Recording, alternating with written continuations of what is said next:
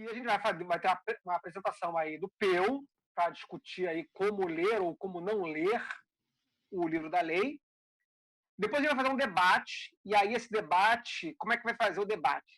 Eu vou ter que repetir isso mais tarde, mas para quem já está ouvindo aqui, a ideia do debate é ser um debate como a gente costuma fazer na festa da lei, ou seja, a gente geralmente na festa da lei junto com uma galera lá em cima, para quem conhece o prédio, né? Há um tempo maçônico, quando a gente alugava, na verdade, né? Esse é o senhor Feliciano, apareceu. Então a gente tem um templo maçônico lá em cima, a gente juntava geral lá no templo maçônico, a galera toda que aparecia, para fazer um debate, bater um papo e tal. Então, para simular isso aqui, o que a gente vai fazer? A gente vai liberar uma sala no Zoom para geral. A gente vai liberar, quer dizer, para geral. A gente vai liberar um link dessa sala lá na comunidade do Calem. Não vai ser no Twitter, nem vai ser no post da página do Calem. A gente vai liberar só no grupo do Calem, que é um grupo público, não é um grupo secreto, mas a gente vai liberar lá o link para a sala do Zoom. Então vai todo mundo entrar na sala do Zoom.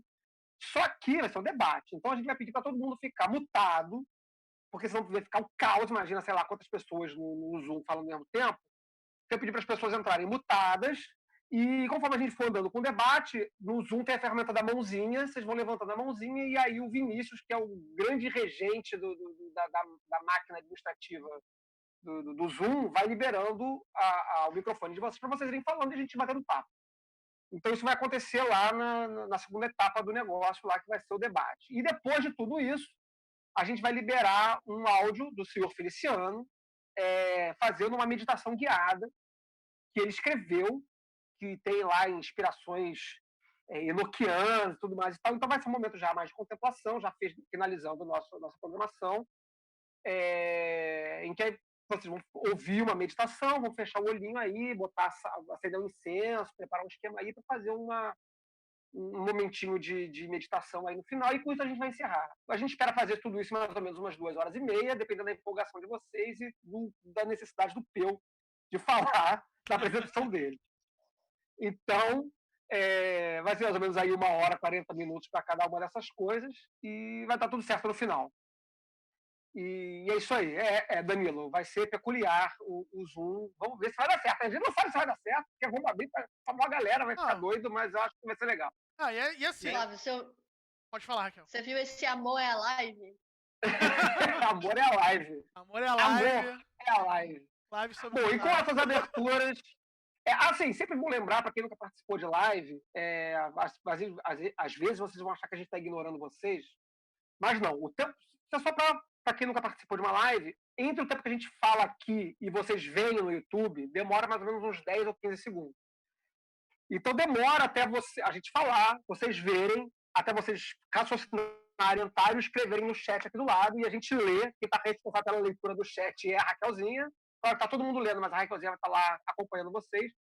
Então, se a gente demorar a responder vocês ou atender alguma pergunta, alguma coisa assim, é porque tem um lag mesmo de alguns segundos. Então, pode demorar aí uns 30 segundos, 1 minuto, até a gente conseguir ler o que vocês estão falando e responder, tá? Não fiquem muito ansiosos. Vai dar tudo certo no final, vai funcionar. Tá bom? Há de ser tudo delay. Há de ser tudo delay, há de ser tudo da live, enfim. Com essas palavras, eu passo aí vou mutar meu microfone, que já me disseram que não está muito bom, mas é o que dá para fazer. E vou passar a palavra ao Pedro para fazer a sua apresentação aí. Vinícius, você vai dar foco na tela do Peu agora, né? Vai desligar a gente aí e vai ficar só no Peu, não é isso? É isso? Me responde, Vinícius. O Vinícius ele já está mutado já. Ele tá mutado, já então... Não, gente, eu estou aqui. Só falta mutar. Então, estou me desligando aqui. Câmbio, desligo. A palavra é tua, Peu. Tá, vamos lá, gente. Boa tarde. Eu sou o Peu do Amarão. Eu vou fazer aqui uma discussão express com vocês sobre a leitura ou não leitura do livro da lei. Eu acho que a apresentação não vai ser tão emocionante quanto o título. Vou tentar pensar em como que eu posso atender a grandiosidade desse título no futuro. Mas com certeza a nossa discussão vai ser sobre a leitura do livro. Então, eu cheguei a fazer ontem um comentário no grupo do Facebook, vou fazer ele agora novamente, que é o seguinte: no final dessa exposição, eu vou fazer um passeio rápido sobre trechos do livro da lei que são enjoados por diferentes razões. Mas essa é uma seleção que foi eu que fiz. Às vezes, você tem um trecho do livro da lei que você olha e fala, cara, esse inglês aqui, ou o próprio português, cara, tá muito doido isso aqui.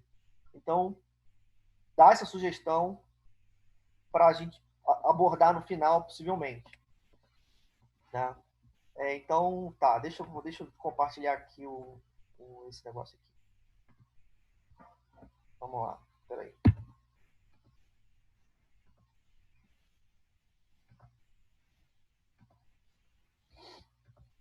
Tá todo mundo vendo aqui? Tá vendo, né? Tá.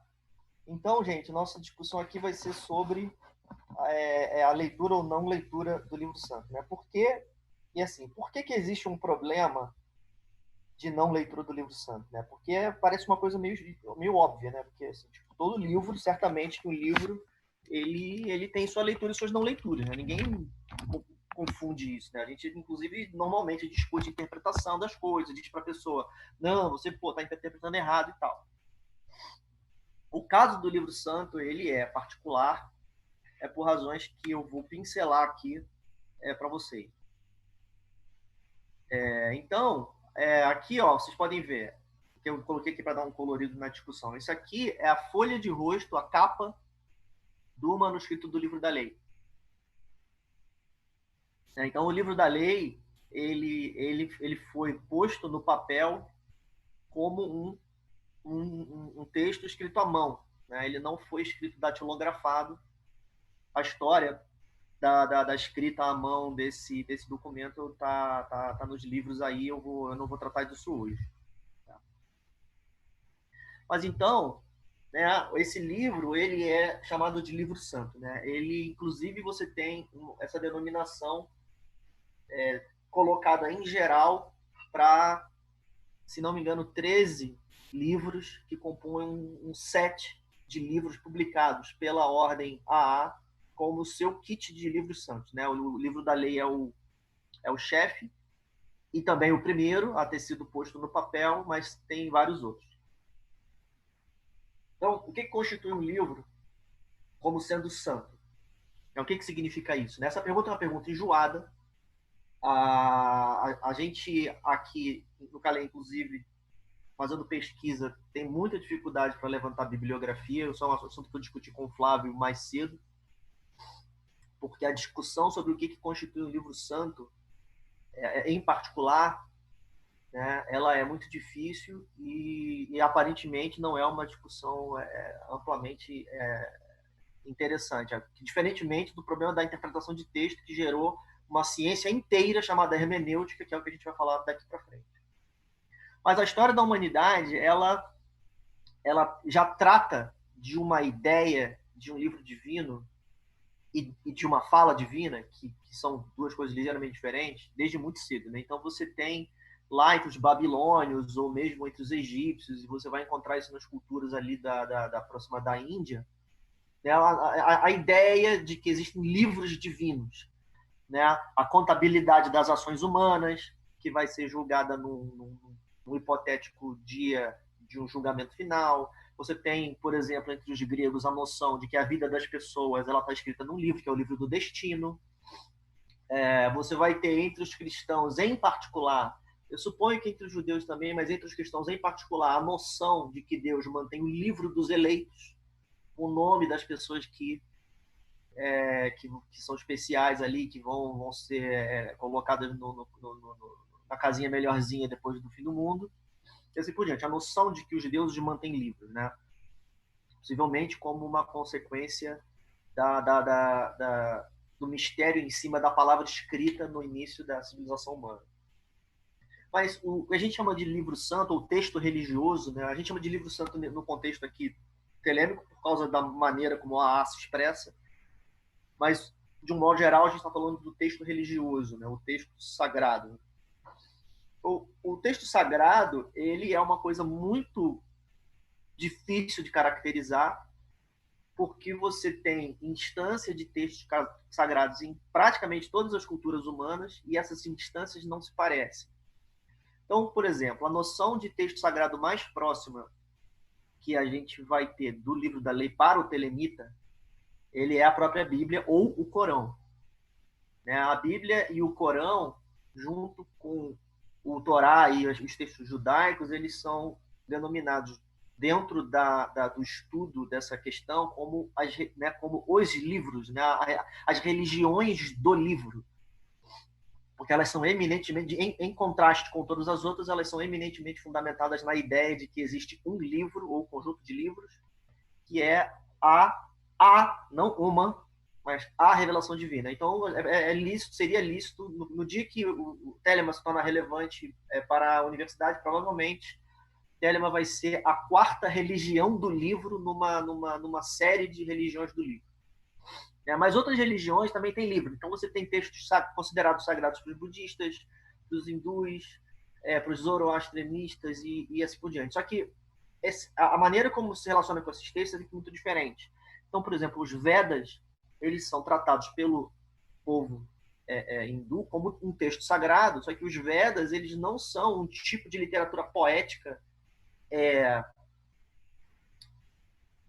cuja forma enjoada, como é o Liber Legis. Os Vedas são um texto discursivo comum, extremamente prescritivo, com detalhes, com você tem que fazer assim, na hora tal, com não sei o que lá tal.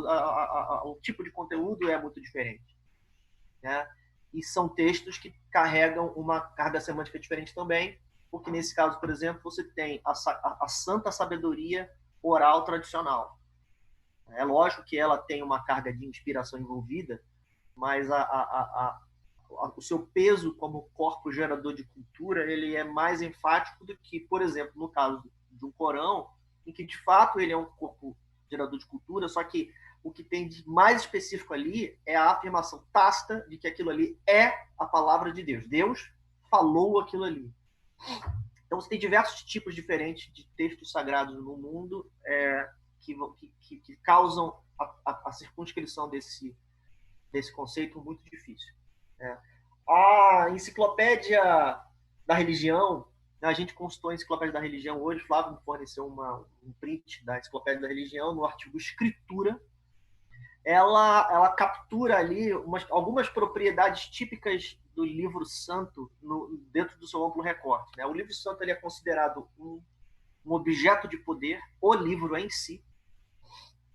Por exemplo, você coloca o livro santo na mão da pessoa e diz para ela jurar que está falando a verdade, e isso daí vai sacudir aquela pessoa, presume-se que aquela pessoa vai ser coagida a falar a verdade sob pena de uma punição divina, diferentemente de se ela apenas mentisse numa situação convencional. A autoridade do livro ela é atípica, a sacralidade do livro ela é atípica, o livro possui uma unicidade atípica, não existem variantes de um texto santo, isso é uma coisa que não é que não exista materialmente, mas entende-se que o livro santo ele não varia, que ele é uma única coisa só, e a gente vai ver maneiras como Liber Legis se refere a si mesmo sobre isso. O conteúdo é gerado sob inspiração e o seu conteúdo possui um caráter de eternidade. Ele não é temporal. Esses são atributos que são amplamente reconhecidos como sendo características típicas de um livro santo.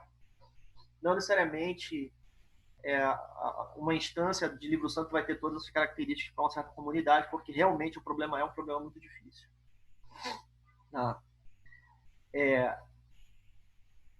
Hoje, um estudo, e isso de acordo com as fontes aqui que a gente tem acesso, e é claro que trata-se de uma questão de análise, não de essencialidade, mas como é muito difícil você caracterizar o livro santo pela sua forma, porque você tem um que é poético, você tem outro que é prescritivo, você tem um outro que é um narrador falando em nome de uma outra pessoa, você tem outro que é o Deus falando em seu próprio nome, e uma série de diferenças formais. A caracterização do livro santo ela vai mais facilmente ser feita não pela sua forma, mas pela maneira como as pessoas se relacionam com ele, Então, o que vem a caracterizar o livro santo é mais simples identificar um livro santo pela maneira como ele é tratado do que pelo seu conteúdo. Então, um livro santo para o telemita, ele é livro santo para o telemita porque ele assim o trata. Então, como que ele trata o livro santo. Ele trata o livro santo como um objeto de poder, ele trata o livro santo como uma fonte de autoridade, assim por diante. Então, apesar de você ter todas essas variações formais entre os textos, você vai encontrar, então, uma harmonia de relacionamento entre as comunidades que vai, então, de certa maneira, ou para a nossa discussão, se resumir no fato de que um livro santo você não critica. Né? Você não lê um livro santo perguntando se ele tem ou se ele não tem razão. Se você pega um artigo, por exemplo, agora tem um médico francês lá que está piradão na cloroquina, né? Ele é o cara, ele é o sujeito singularmente que no mundo hoje está publicando artigos afirmando que a cloroquina cura a doença Covid-19. O texto que esse cara produz, ele é objeto de peer review, ele é objeto de revisão por pares, ele é feito para ser criticado.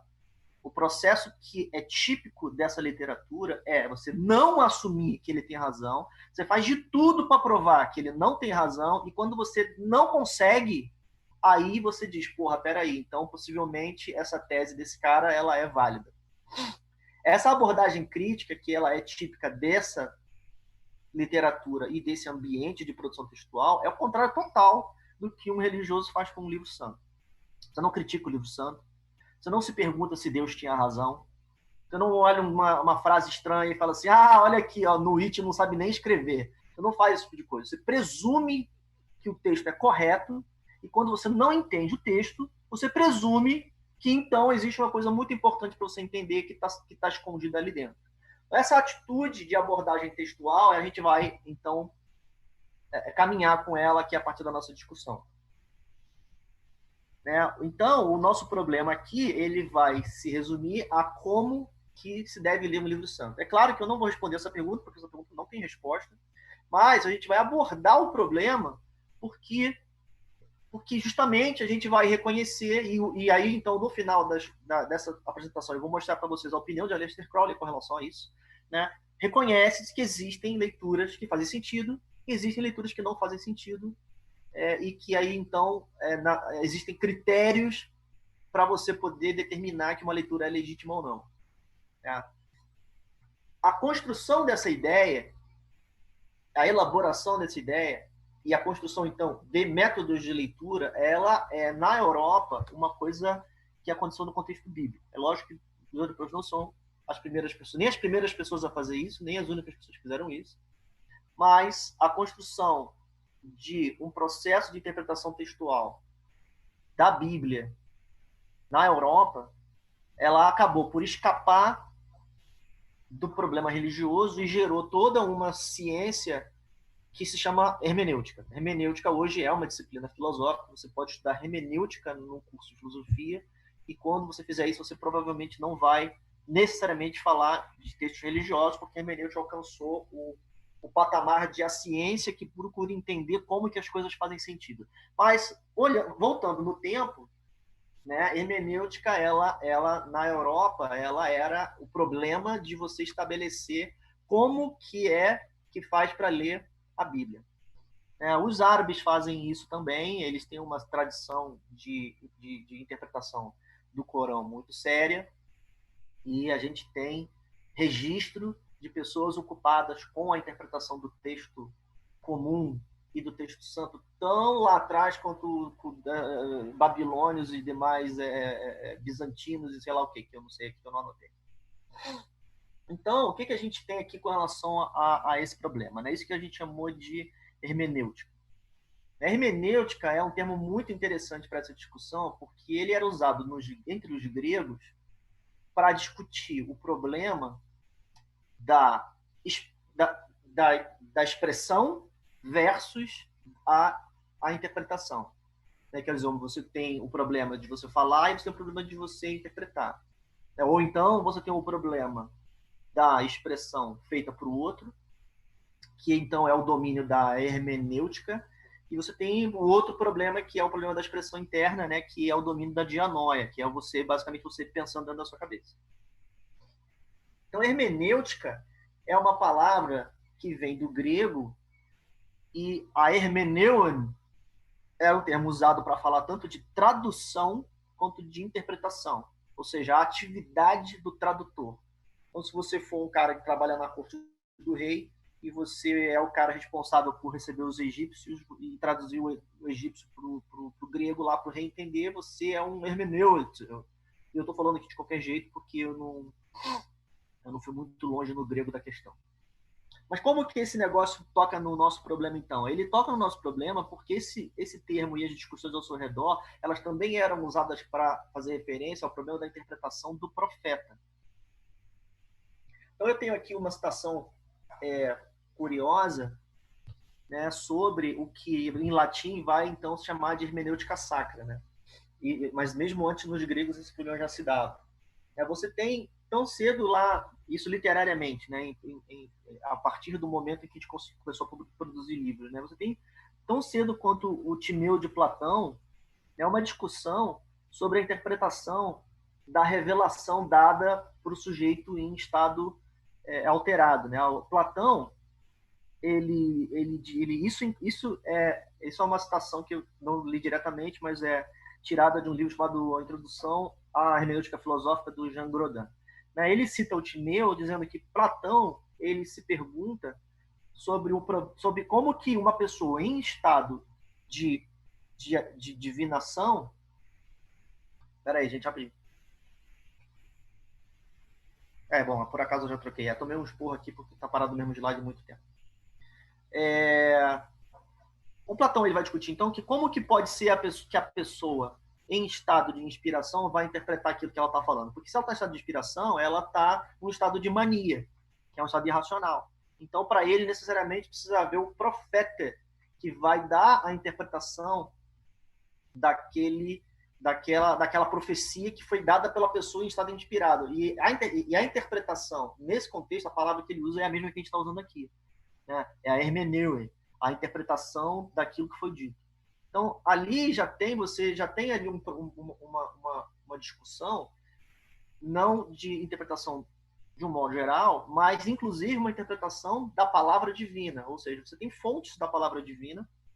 Nesse contexto, são as pessoas em estado inspirado, né, como uma pitonisa. E aí, então, você tem a discussão de como que faz para interpretar o que essa pitonisa disse. Ou seja, você está tratando isso como um problema. E por que você vai tratar isso como um problema? Porque, afinal de contas, a palavra divina ela precisa ser interpretada, porque ela carrega a verdade. Você não pode jogar lá fora. Você vai ouvir a palavra divina e falar assim, isso aí é muita maluquice, vou embora. Não, ela demanda a interpretação. Você precisa tirar dali a lição, porque essa é a natureza da relação da pessoa com a palavra divina. Então, no caso do livro da lei, existe aí essa demanda de que se tire do texto a correta interpretação. O livro da lei, ele fala sobre si de uma maneira muito curiosa, né, que é a de se posicionar. Ele não se posiciona explicitamente como um livro santo. A palavra holy no livro não aparece em referência a si mesmo. A referência que o livro faz a si mesmo é como lei. E a expressão Book of the Law acontece no livro. O livro chama a si mesmo de Book of the Law. Mas, além disso, além de simplesmente dizer que ele é a lei, ele afirma que ele é um livro diferente. Então, você tem aqui no 1.54, por exemplo, uma instância onde o livro afirma que ele tem conteúdo encerrado na sua forma para além do que o profeta vai ser. Nesse caso, o profeta é a pessoa que está ouvindo a palavra divina, que ele não vai entender. E, de fato, existe aí, depois eu vou ler aqui mais uma vez uma citação do Jean Grodin, de que a palavra profeta, em latim, ela era usada de maneira ambígua. Mas aqui a gente vai, então, ter casos, né, aqui vou mostrar outro caso, em que o livro da lei, ele afirma que a sua interpretação ela não vai ser perfeita. Que ele encerra conteúdo em coisas que a pessoa não vai conseguir entender. Então, por exemplo, nessa passagem aqui, se isso fosse um livro comum, você olharia para isso daqui e você diria, porra, cara, isso aqui é maluquice, isso aqui não tem nada a ver, eu vou fazer outra coisa. Mas o livro da lei, ele se coloca de uma maneira dizendo que, olha só, isso aqui é você que não vai entender. Então aqui ele tira um sarro da cara do profeta, dizendo que o profeta não vai entender isso aqui.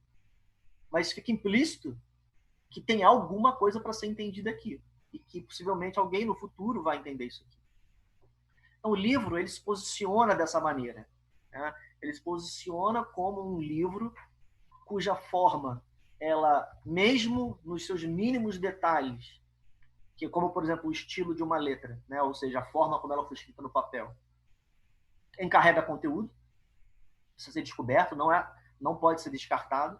E, além disso, e mesmo a pessoa aparentemente mais indicada para entender seu conteúdo, não vai entender o conteúdo inteiro. Ou seja, existe conteúdo ali dentro que precisa, ou não que precisa, mas que alguém teria condições de tirar no caso de essa pessoa investir aí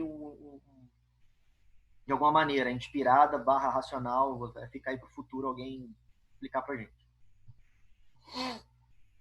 Apesar disso, né, de ele afirmar tacitamente que, primeiro, ele possui conteúdo encerrado em absolutamente mínimos detalhes, que possivelmente só vão poder ser compreendidos lendo as folhas manuscritas originais, e, além disso, afirmar que o próprio profeta não vai conseguir entender o livro inteiro, mesmo assim, ele afirma 2 vezes de maneira clara, e a terceira é ambígua e eu não trouxe para cá, que essa pessoa tem a obrigação de comentar sobre o livro.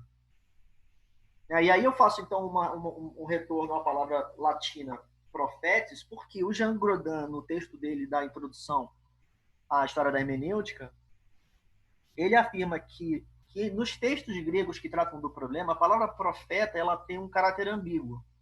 Porque, por um lado, como Platão coloca, o profeta é a pessoa que é capaz e tem, então, portanto, a missão de interpretar a mensagem divina. Mas, em outros textos, a palavra profeta é usada para fazer referência à pessoa que recebe a mensagem divina, que é o sentido comum em que a gente usa hoje. Então, nesse caso aqui, o livro da lei se refere ao seu escriba, a pessoa que o recebeu, como profeta, e entrega a essa pessoa uma obrigação.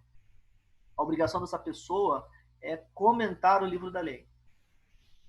Então, aqui no 1:36, eu reduzi aqui o texto, porque não achei relevante, mas fica aqui para todo mundo saber qual que é a referência.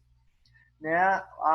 O eu lírico do texto, ele afirma tacitamente que o meu escriba comentará sobre, né, pela sabedoria de Al-Quit, ou seja, ele comentará sobre, ele tem que fazer isso, ou ele fará isso, né? Quer seja um caráter aqui de ordem, ou quer seja uma profecia de que você pode achar o que você quiser, mas você vai fazer isso que eu estou falando que você vai fazer.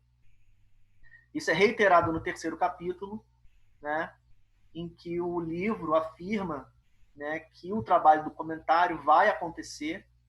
E aqui pode ser que fique, né, um pouco ambígua a questão, porque não tem aqui uma ordem explícita, né, mas você vê a afirmação de que Hadith, né, fará a caneta, né, do escriba rápida e segura para escrever esse comentário. Ou seja, o profeta ele é não só comandado ou profetizado escrever o comentário, mas ainda assim colocado sob a influência divina para fazer isso, né? Porque Hadith, que habitando o seu coração, vai fazer com que essas coisas aconteçam assim e assado. Então, o profeta ele vai então ele aceitar essa missão e produzir comentários sobre o livro da lei. Ele produz 4 comentários sobre o livro da lei, né? 3 textos que ele chama de comentário e um 4º texto que ele chama de comento, que é uma palavra muito estranha em português, mas em inglês commentary e comment são palavras comuns. E aí essa história tem todo um imbróglio político complicado lá, porque ele está se debatendo com uma outra pessoa que está emitindo opiniões públicas sobre o livro da lei que ele não gosta e tudo mais. E aí então ele escreve esse comento que é incluído em quase todas as edições do livro da lei, né? Que é aquela costuma ser no final, aquela parte que diz the comment, né? Que afirma que nós somos todos focos de pestilência e você tem que queimar o livro que você acabou de comprar. Então, essa é a obrigação do profeta de fazer o comentário do livro da lei. Tá. Agora, o que tem aqui de relativamente curioso é que o Crowley, e é claro que trabalhando em 1910, 1920, depois de uma longa história da humanidade se debatendo com esse problema, ele já começa a sua atividade antes de mais nada, né, produzindo a sua hermenêutica. Não muito elaborada, mas ele coloca no papel uma lista de diretrizes de como que vai ser a interpretação do livro da lei para a geração desse comentário. Né? Esse texto que eu vou colocar aqui para vocês agora, ele está num livro chamado The Equinox of the Gods, bem no final, quando ele faz uma espécie de resumo da história toda, e que provavelmente a gente vai ter acesso mais facilitado aqui no Brasil, físico, pelo Liberaba, que acabou de sair, porque o Equinox of the Gods é a quarta parte do Liberaba, do Book 4. E é muito curioso que o que ele coloca nessa parte do Equinox, um comentário sobre o livro da lei, dizendo que o problema da forma literária desse livro é absolutamente complexo. Mas que, mesmo assim, a evidência interna do texto é normalmente suficiente para fazer com que fique claro quem é que está falando e com quem que essa pessoa está falando. Isso é muito curioso, né? Eu não vou abordar prolongadamente essa questão, porque seria muito difícil, né? Mas realmente, como o texto vai fluindo, e começa de vez em quando a ficar estranho de saber quem que está falando. O primeiro capítulo é muito comum isso acontecer, né? Porque às vezes parece que é Nuit que está falando, mas de repente a pessoa começa a falar de Nuit. Então Nuit está o quê? Está falando de si mesma, né? Mas aí parece que na verdade quem está falando é o profeta para Nuit. Aí depois aparece uma voz que tem uma cara de narrador. É muito curioso. Mas não vamos abordar esse problema. A gente vai tocar aqui em pontos mais simples para poder não demorar muito. Então, aqui eu fiz um recorte das regras de interpretação do livro da lei, na opinião do profeta, tiradas do The Equinox of the Gods. Então, a primeira coisa que ele diz é que quem vai comentar o livro da lei é ele mesmo. Crowley é irredutível sobre esse ponto. Ninguém pode comentar o livro da lei além de si mesmo. Isso daqui gerou muito problema na época, porque teve um ou dois discípulos do Crowley que resolveram comentar o livro da lei, e ele ficou muito puto, e aí as pessoas se desentenderam por causa disso. E a segunda coisa que ele coloca é que o comentário dele, ele vai ser especial, ele presume que vai ser especial, porque vai ser inspirado por Hadith, conforme escrito no próprio livro. Então a gente tem aqui mais uma instância da extrema autoconfiança que esse homem possuía. No terceiro ponto, a gente vai entrar na parte que interessa. Crowley, ele coloca aqui uma coisa que vai ser muito difícil de praticar, né? Especialmente pelo esotérico mais desgovernado. Ele afirma que onde o texto é simples e direto, ou seja, onde o inglês do texto é simples e direto, ele não vai procurar, de maneira alguma, ou mesmo permitir que a interpretação do texto varie com relação ao inglês. Isso parece óbvio, mas para o esotérico isso é muito difícil, né? Então, no texto onde ele coloca isso, ele dá um exemplo muito básico, que é no primeiro capítulo, você tem várias instâncias em que o Eurídico fala to me.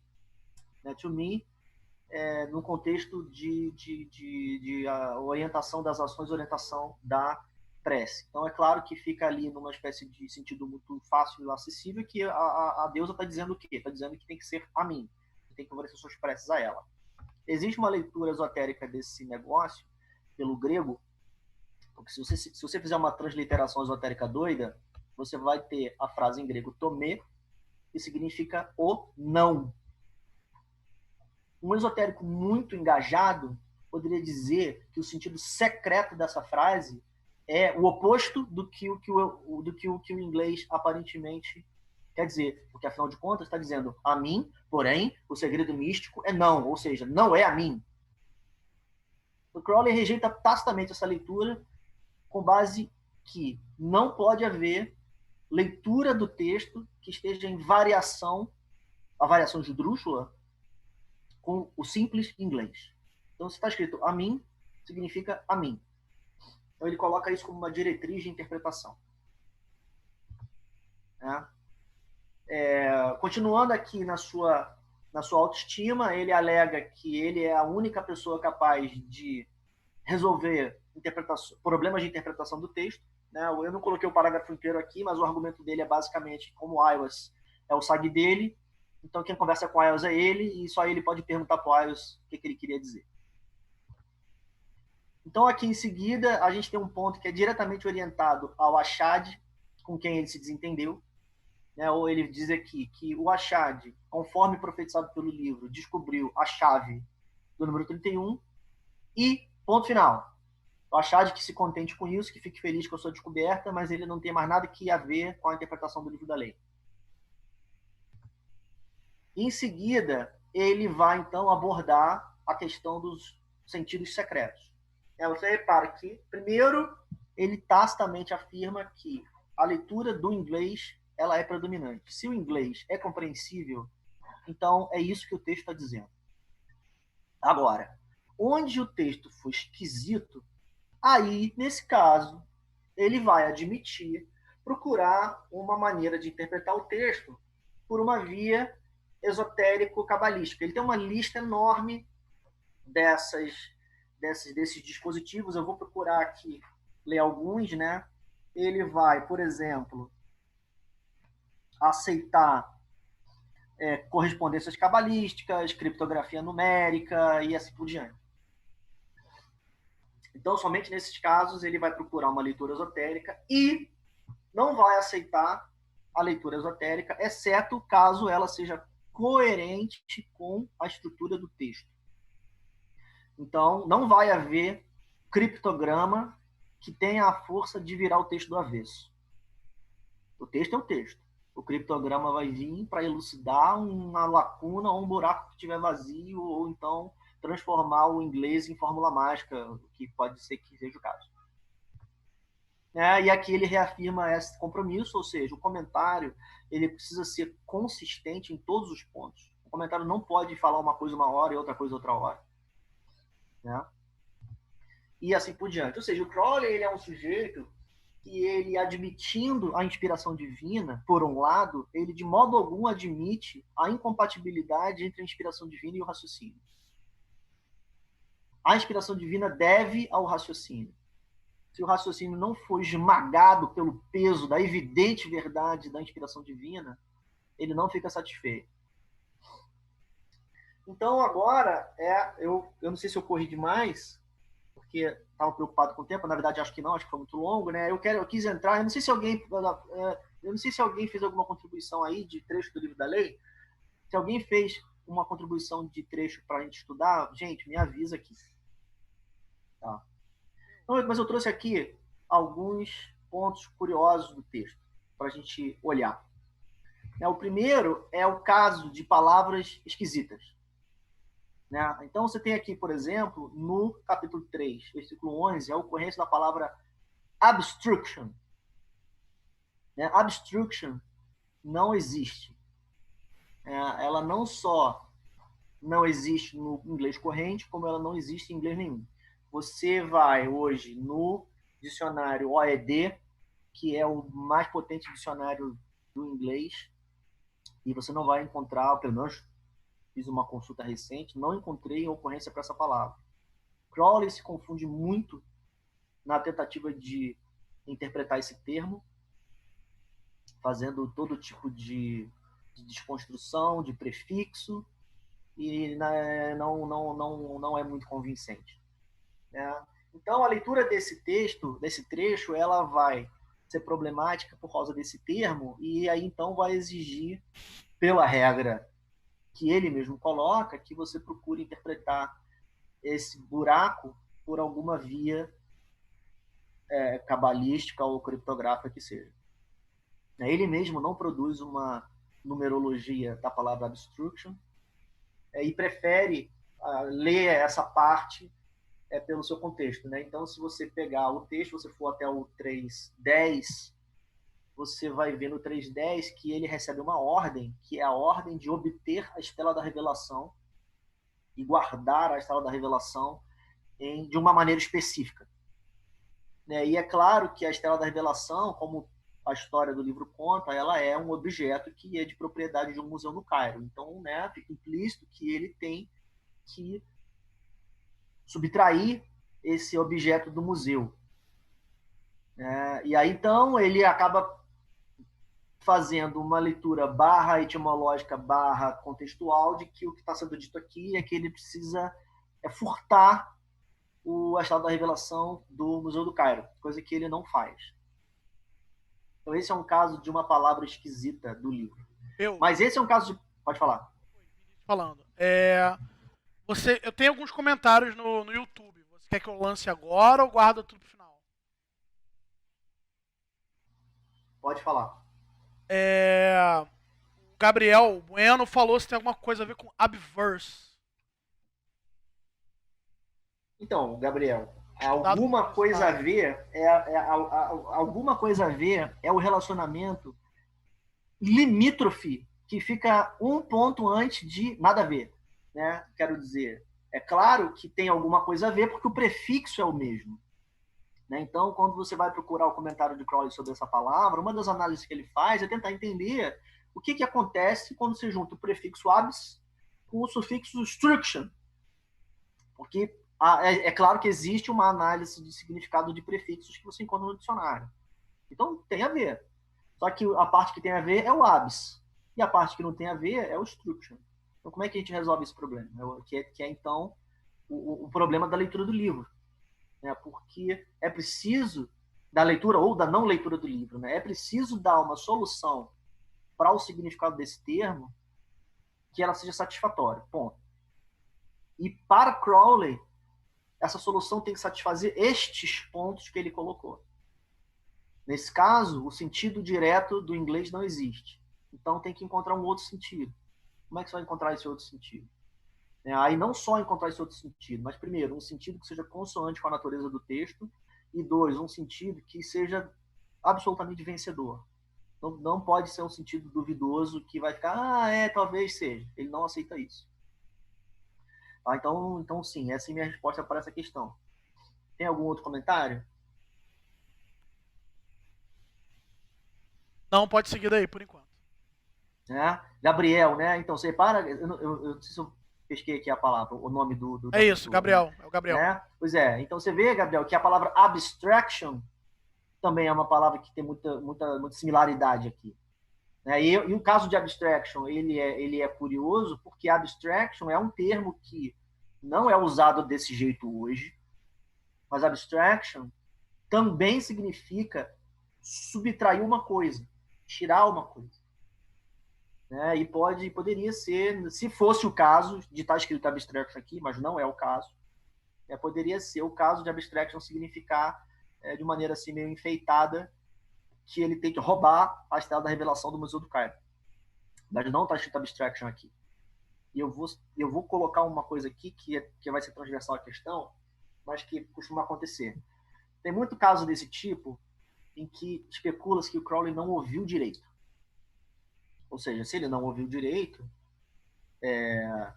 pode ser que ele tenha escrito errado. Crowley, fala isso em certos casos. Tem um caso, por exemplo, que eu não coloquei aqui. Se alguém quiser achar, eu posso até rapidamente fazer uma pirueta aqui. Mas tem um caso do Livro da Lei em que o manuscrito tem um borrão. Ele, na narrativa da história do Livro da Lei, diz: eu não peguei esse termo. Ele não diz exatamente que não ouviu o termo. Ele usa um outro verbo. Eu não consegui pegar esse termo, eu perdi esse termo.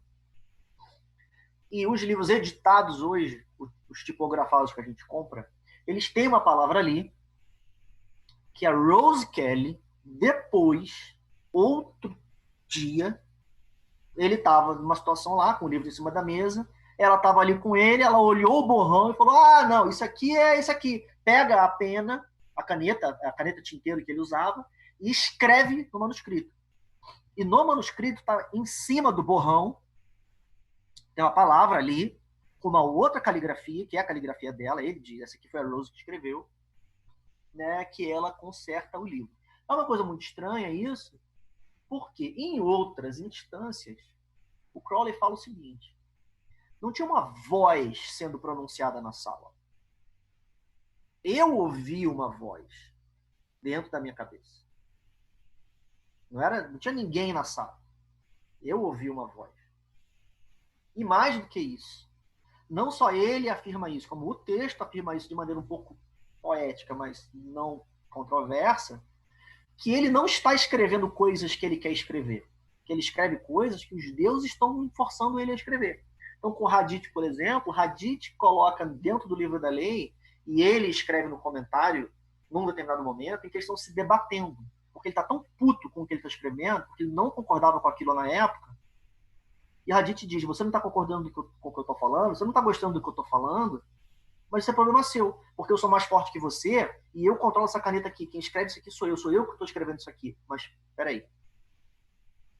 Se o profeta e a sua caneta estão sob o comando dos deuses e os deuses escrevem o que eles quiserem, não interessa o que ele acha, então não faz sentido ele deixar de ouvir um termo.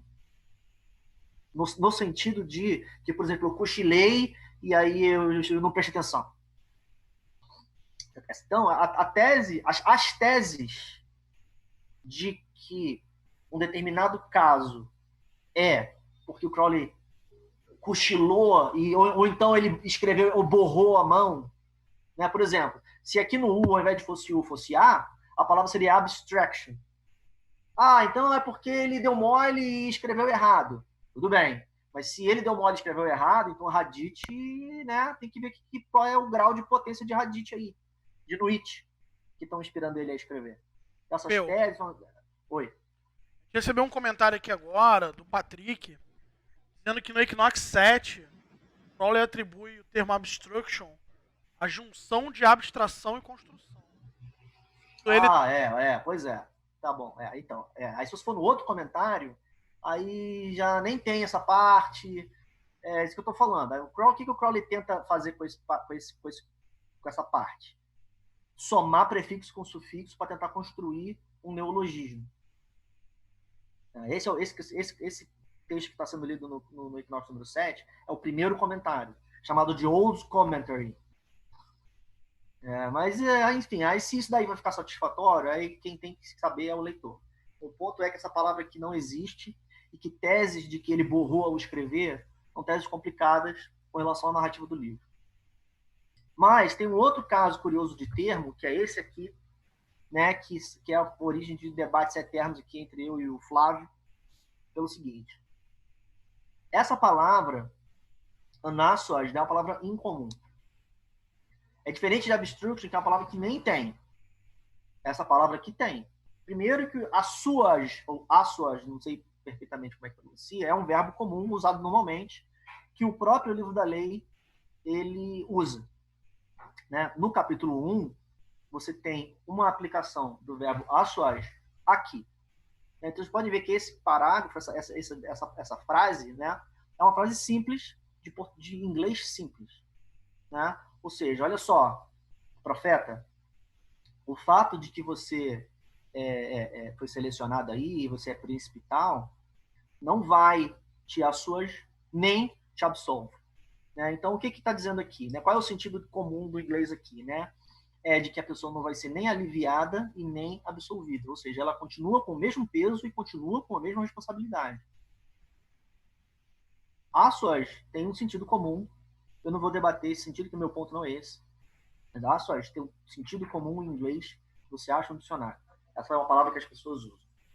Agora, aqui no outro, né, versículo, você tem um prefixo na frente. Esse prefixo na frente, o prefixo an, ele gera aí esse composto, e esse composto não é um composto comum. Né? Você vai encontrar usos dessa palavra em inglês? Vai. No Google. Você bota no Google, você vai encontrar. Mas não muitos. Né? Você não vai encontrar uma infinitude de casos, porque é uma palavra que já é incomum. Esse caso é um caso em que a leitura dos comentários do Crowley vai causar confusão. Porque Crowley lê nesse verso essa palavra com o mesmo sentido que ele lê essa aqui. De acordo com os seus próprios critérios, isso é complicado, porque você não pode ter um verbo que significa a mesma coisa quando você bota o prefixo de negação na frente do verbo. Isso não é um inglês razoável. Então aqui você tem uma coisa complicada que confunde as pessoas. Por quê? Porque a leitura moral e ética dessa frase exige, a leitura moral e ética comum, esotérica dessa frase, exige ler que a pessoa aqui esteja livre de propósito. Ou seja, que a pessoa esteja num estado puro e vazio e perfeito. Isso é a leitura comum, especialmente para o próprio Crowley, quando escreveu o livro da lei, porque naquela época ele era totalmente budista. Né? E qualquer coisa que fosse egóica para ele era sinal de uma limitação espiritual. Então é muito fácil de você fazer aqui a leitura de que o estado ideal é um estado vazio de propósito. Mas esse é um negócio complicado, não por causa do dicionário, mas porque este livro usa esta palavra com e sem o prefixo an. E o significado do prefixo an, em inglês, não é complicado. An é a negação, an é o inverso. Então, se esse aqui é livre de propósito, então o que significa isso aqui?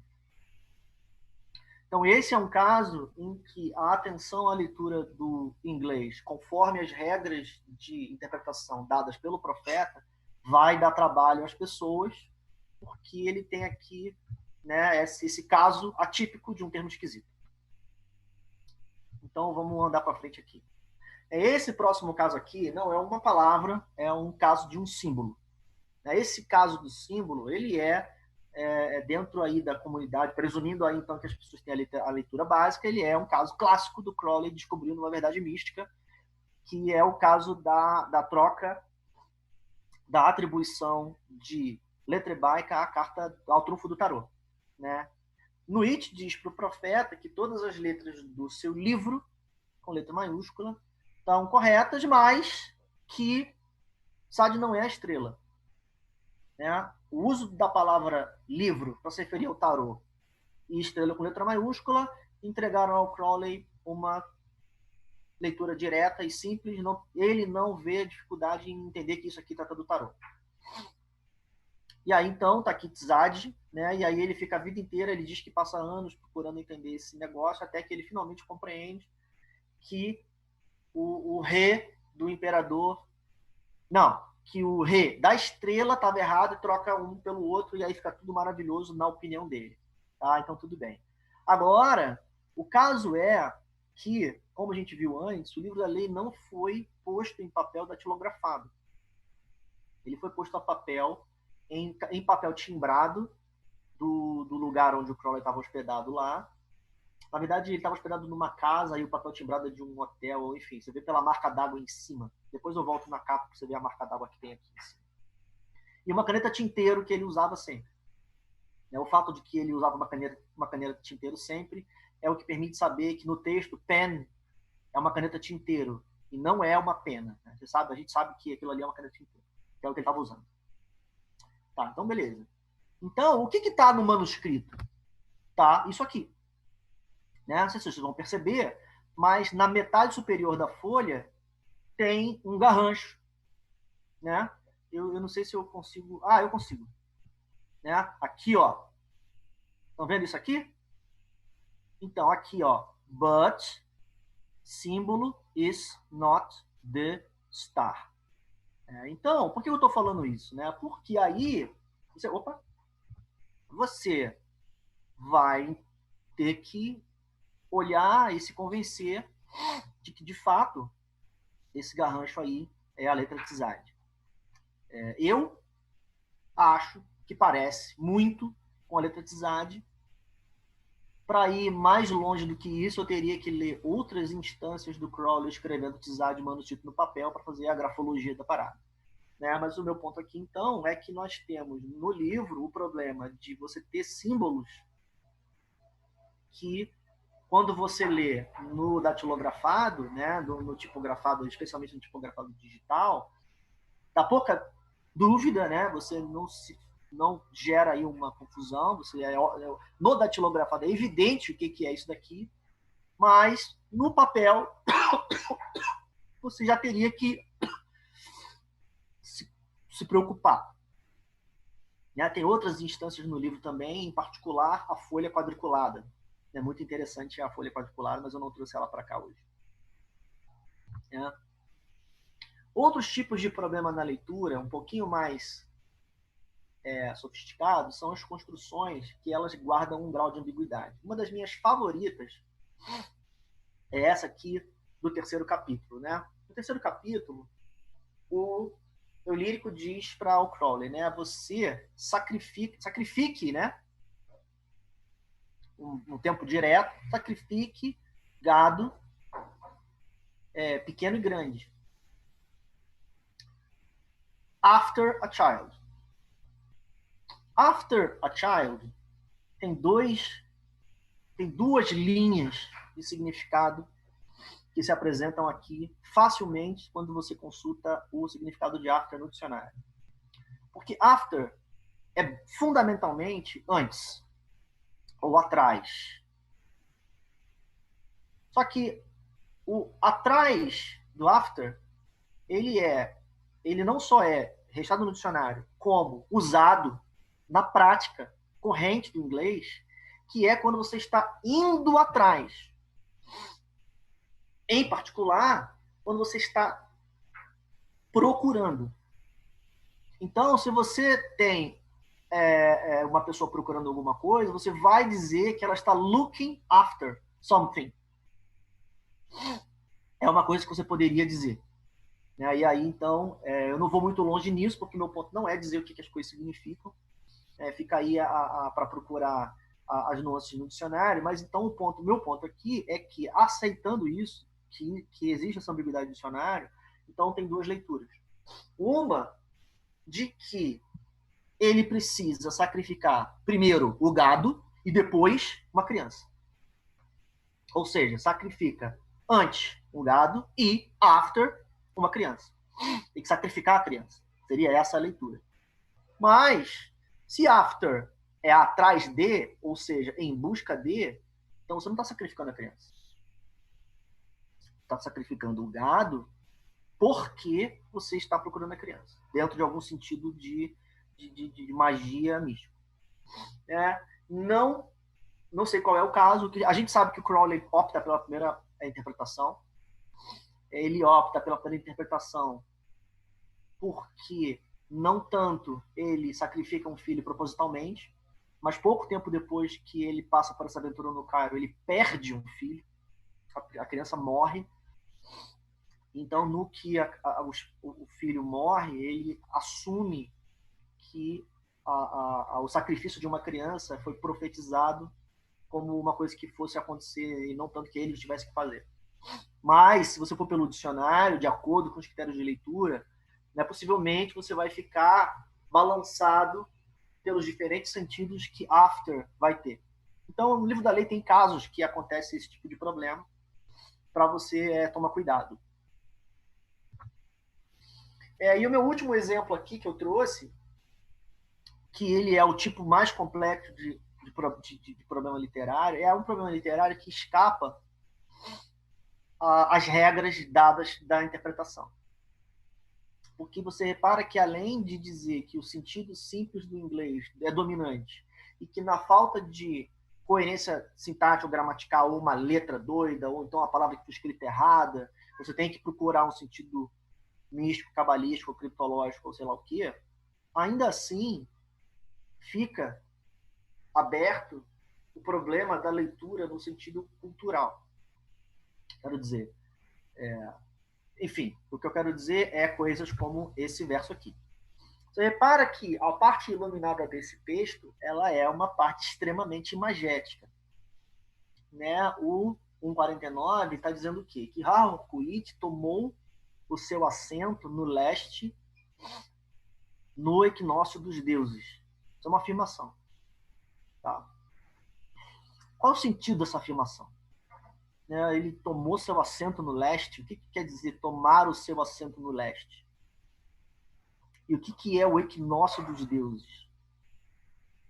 Então, o problema de interpretar frases como essa, e o livro da lei não é muito cheio de frases como essa, eu acho. O livro da lei, ele é um texto simples, na minha opinião. Não um texto simples no sentido de que ele é fácil, mas ele tem uma linguagem simplória, frases curtas e tudo muito dicionarizado. Mas tem casos como esse. Então, para você interpretar uma frase como essa, é preciso escapar das regras, porque não tem nenhuma provisão nas regras de interpretação do profeta para você lidar com isso aqui. Então, onde que você encontra sentar no leste e equinócio dos deuses? Tá? Um dos lugares onde você encontra isso é na Golden Dawn. E por que então eu estou falando isso aqui? Entre todas as opções que poderiam ter. Porque aí você tem uma força de leitura pelo fato de que o Crowley era membro da Golden Dawn. Falar em termos Golden Dawn para um membro da Golden Dawn é falar. Naturalmente, essa pessoa fala nos termos que para ela são familiares. O que complica um pouco o jogo da exegese do livro santo, porque supostamente isso aqui são os deuses que estão falando. Por que os deuses estão falando com linguagem de Golden Dawn? Qual que é a participação da questão aí? Por que falar Golden Dawn? Está falando para ele porque ele é o cara que está ouvindo, mas se esse texto está orientado para ele, então ele não é um texto galáctico para toda a humanidade? Então, eu não vou colocar esse problema aqui, porque a gente já acabou o nosso tempo mesmo com essa discussão tão corrida. Mas o livro da lei tem, então, casos de imagética que vão exigir você procurar contexto, e procurar contexto vai ser uma seleção muito difícil, porque aí vai ser muito fácil você encontrar contextos que são variados. Então, como você vai selecionar o contexto certo? Então, esses problemas são problemas que se impõem aí à leitura para que você faça aquilo que eu suponho que você deseja fazer, que é não fazer uma leitura incorreta. Esse aqui é o fim da minha exposição. Eu vou preparar um artigo depois para a gente publicar, inclusive com a pequena bibliografia que eu tenho aqui à minha disposição. Então, se alguém tiver alguma pergunta sobre essa questão, vamos fazer agora, ou então já emendar direto no debate. Eu ia propor da gente abrir, então, a sala pra galera, porque já dialoga aqui dentro. Não, já vai, vamos emendar direto no debate, já vai a partir daqui. Que alguém que tem aí o Slack na mão, que olhe o link do Zoom. E aí, da galera que estiver assistindo a gente pelo YouTube, quem tiver acesso ao grupo do Calem. Oi, Flávio. Peraí, calma. Calma. Você não tá acompanhando.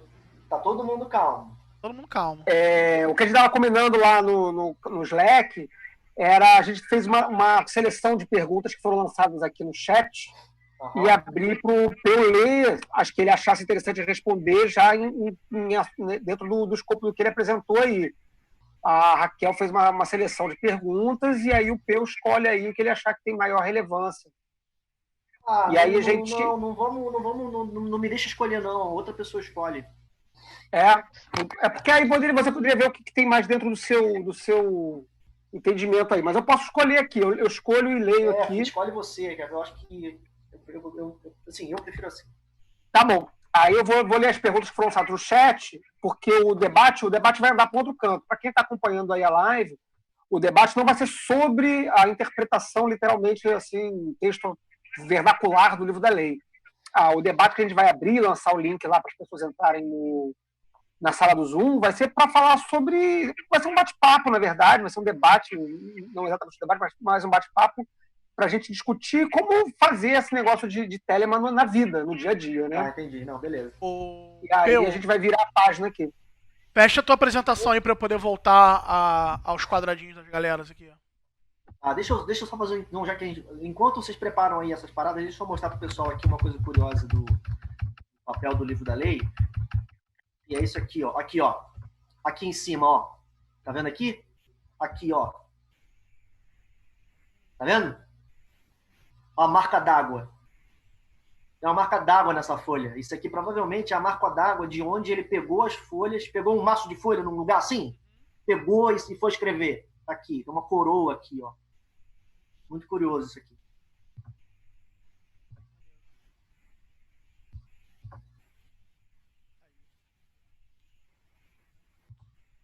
Caraca, agora eu tô totalmente universal. Caraca, pronto. Alô? É isso. Tá bom assim. Ninguém precisa me ver, não. Bom, agora eu saí do áudio do YouTube e voltei para o áudio do Zoom aqui. Então, eu vou tentar ler aqui algumas perguntas. Deixa eu mudar a ordem da minha tela aqui. Pronto. Vou ler aqui algumas perguntas que foram selecionadas, não, né? Que a gente conseguiu pegar no fluxo do chat aqui. A gente está agora com 33 pessoas assistindo, mas a gente chegou a ter mais de 50, pelo que eu vi aqui durante a nossa apresentação. Então, vamos pegar aqui do que foi captado aqui. Valdir Júnior, lá mais para o início da live, ele fez uma pergunta que é a seguinte: mas então existe uma autoridade para interpretar o livro sagrado? Não é aberto para qualquer um essa interpretação? Na opinião do Crowley, não é aberto a qualquer um, né? É pior do que isso, né? Se você, quem está com o livro da lei na mão e quem está acostumado a manusear o livro, conhece, né, o terrível comento. E o comento, ele afirma tacitamente que todas as pessoas que discutem, ou seja, para discutir você tem que, né, produzir a interpretação, né? Não é que elas são, né? É muito curioso, né? Elas devem ser tratadas como se fossem centros ou focos de pestilência. Opa! Né? Então, é até pior. Porque o comento, ele diz que o estudo deste livro é proibido. É muito curioso o comento como um dispositivo político, né? Porque dizer para um telemita que tem alguma coisa que é proibida é igual dizer para uma criança que não pode pegar mais biscoito do pote, né? Porque agora que falou... Bota o teu microfone aí, Vinícius. Agora que eu vou fazer mesmo, né? Então, você tem, primeiro, um comento que foi escrito tardiamente, né? Bem depois do Old Commentary, que foi citado agora.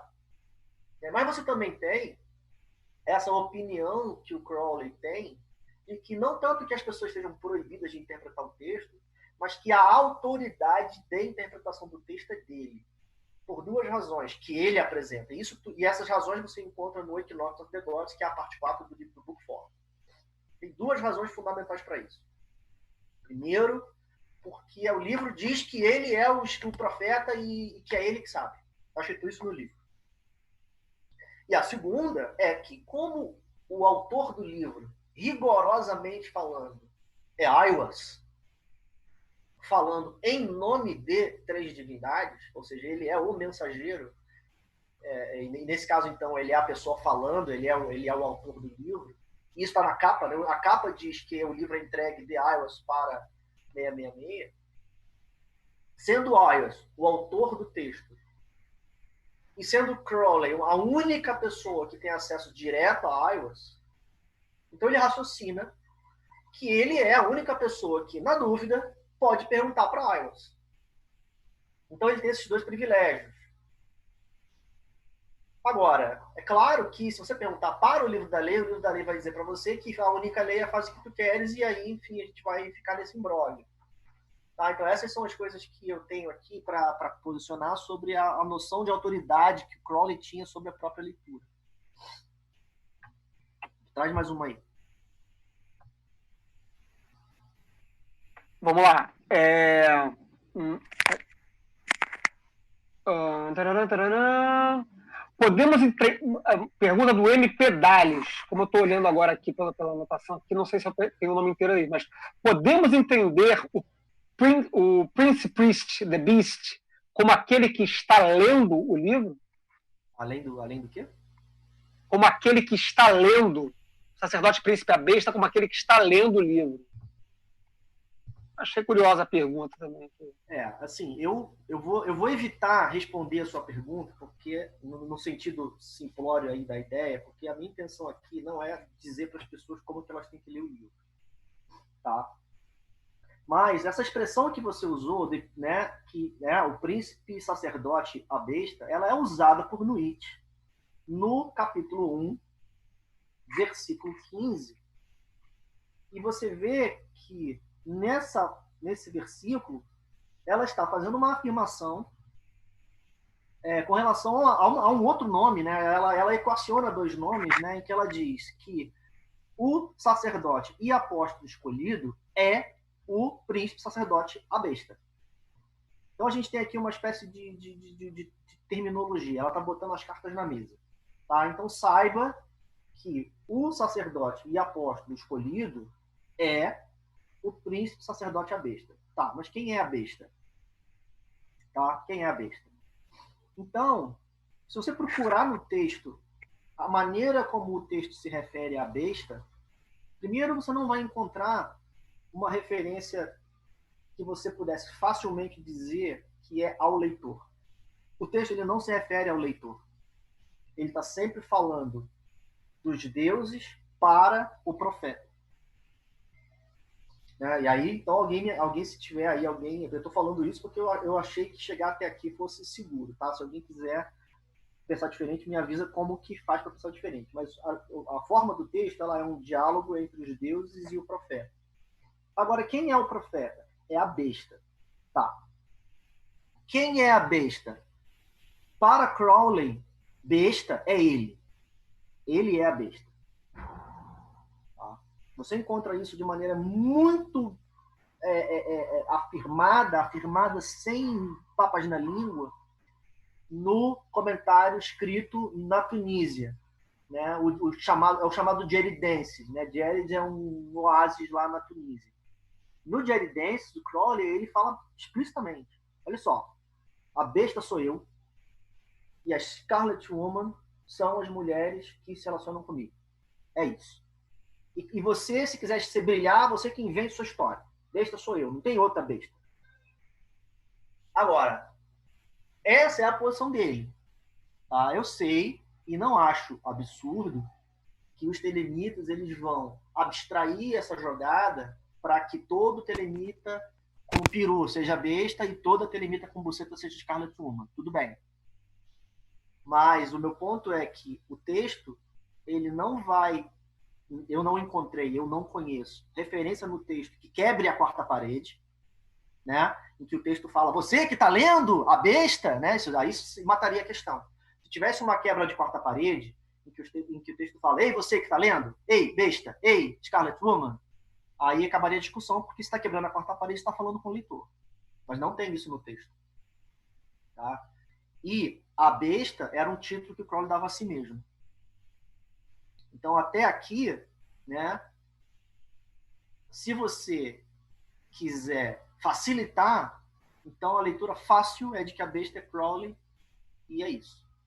Agora, aí, então, fica aberto para os exercícios de leitura poder encontrar outro caminho.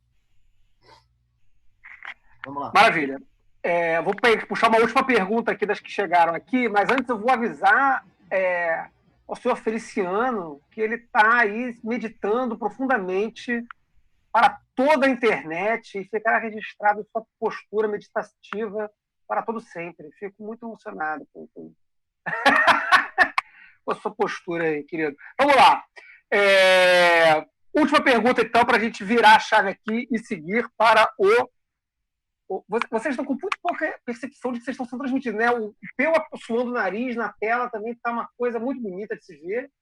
Mari totalmente descabelada, tá uma delícia isso aqui. Eu tô pintando aquarela aqui enquanto a gente conversa. Isso aqui, entendeu? É assim.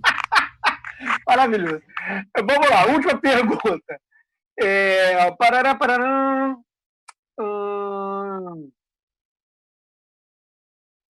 Deixa eu ver aqui. Patrick Pena. O Feliciano deu uma risadinha, velho. Vocês viram? É. Tá rindo. Pega Atrapalhou a meditação, atrapalhou. Deixa eu ler aqui a pergunta. Vou mutar vocês tudo aí, peraí. Só que muta é o Vinícius, eu nem tenho esse poder. Pergunta do Patrick Pena. Reformulando a minha pergunta sobre o assento no leste, se isso tem relação com a Golden Dawn, tomar um assento no leste tem relação com o fim da Golden Dawn e o Crowley criar a Aston Argenton? Pergunta polêmica aí para fechar o debate. Pestilência total essa pergunta. Pois é. Essa pergunta não tem a menor condição de abordar essa pergunta. Porque a gente teria que negociar critério para poder responder a sua pergunta. Quando eu trouxe a questão desse negócio da Golden Dawn para a mesa, porque, honestamente, não encontrei um exemplo melhor. Para mim, teria sido melhor encontrar um exemplo imagético que fosse, ambíguo. Mas não encontrei, e aí apelei para esse. O meu ponto ali é que essas expressões, as palavras soltas, se você pegar, não vai dar ruim. Se você olhar embaixo, por exemplo, tem uma palavra ali, um nome ali, que é Isa. Esse nome, ele já é complicadíssimo, esse nome. Ele não é impossível de entender. Mas ele é muito complicado, porque essa palavra é muito incomum. Então, como é que você vai entender esse nome? Onde que você vai achar esse nome? E aí o meu ponto é esse. Porque esse nome, ele é uma coisa tão mergulhada culturalmente que o dicionário não resolve mais. Ou melhor, não o dicionário comum. Você não vai fazer referência ao dicionário comum para encontrar esse nome. Você vai ter que fazer referência ao dicionário especial. E é isso que eu quero dizer com relação a você, então, admitir a Golden Dawn como dicionário especial, legítimo, para você poder ler o texto. Porque no dicionário da Golden Dawn, Equinox of the Gods é um evento. Tem um ritual com esse nome, e esse ritual tem que acontecer em determinadas datas. E nessas datas, tem uma coisa que acontece nessa data. E eu não quero fazer segredo aqui, meu ponto não é esse. Por exemplo, o pessoal da Golden Dawn aqui, que é mais experiente de Golden Dawn comigo, quero dizer, eu sou experiente de Golden Dawn, vai me ajudar aqui. Mas o Equinox of the Gods, se eu não estou errando, é uma data de troca de posto administrativo. Ciclicamente. É isso mesmo.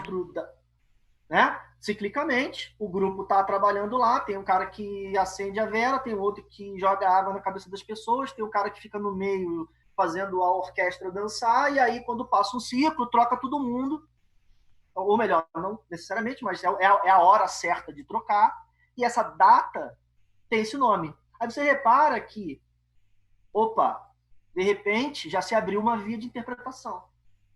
Por quê? Porque se esse dicionário onde esse nome faz referência a uma data em que as pessoas trocam de posição, inclusive o líder,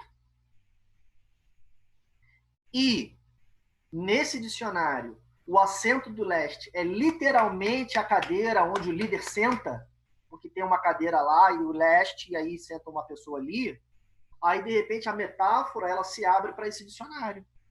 Porque você teve o quê? Você chegou à época de trocar as cadeiras, tinha alguém que sentava na cadeira do líder, sai esse cara, entra outro.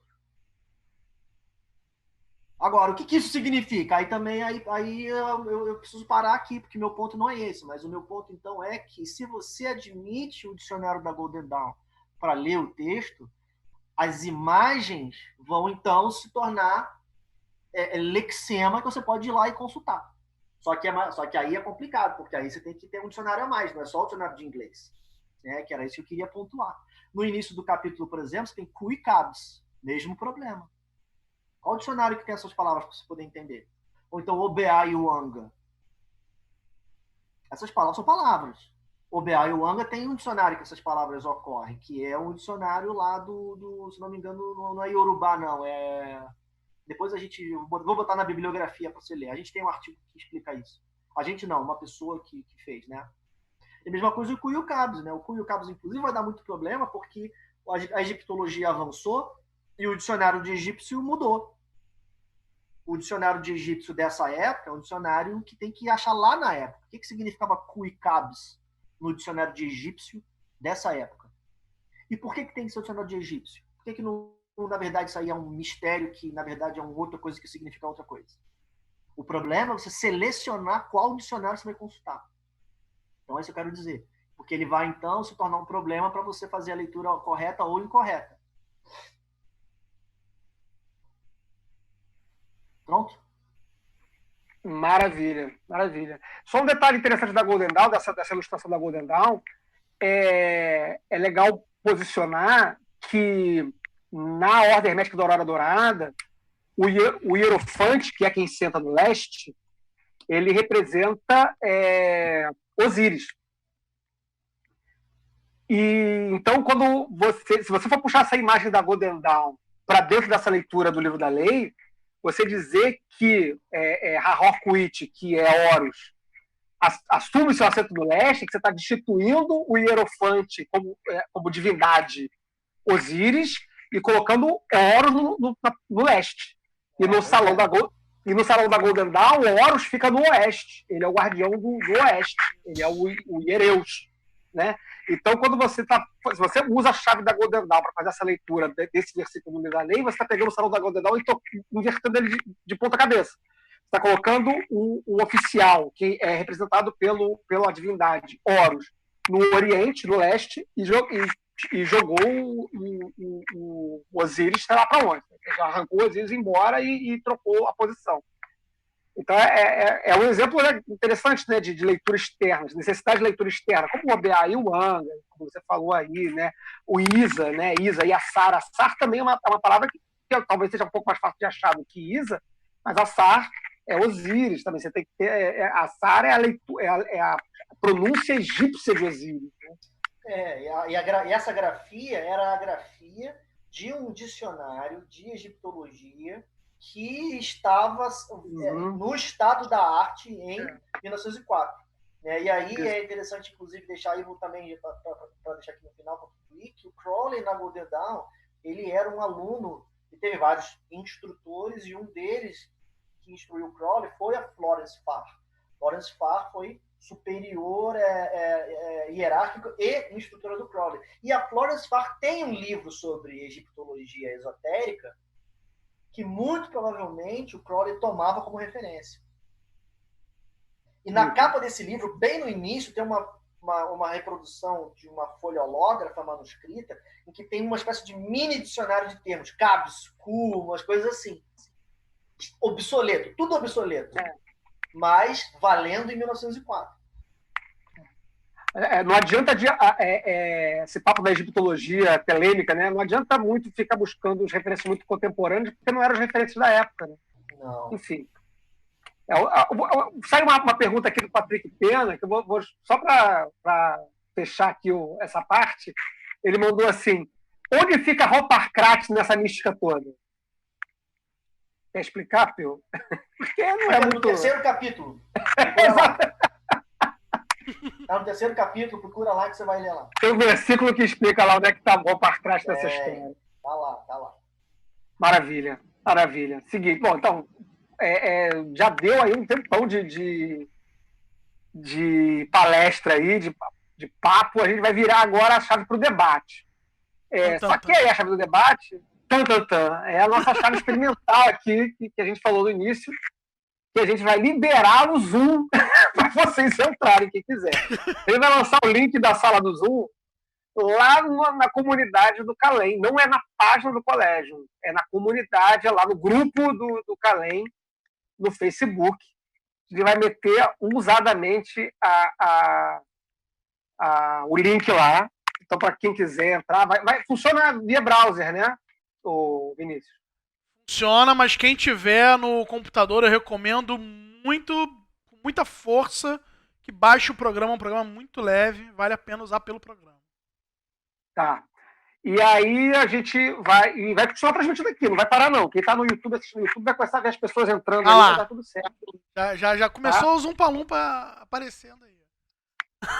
Eu vou... Eita, fera.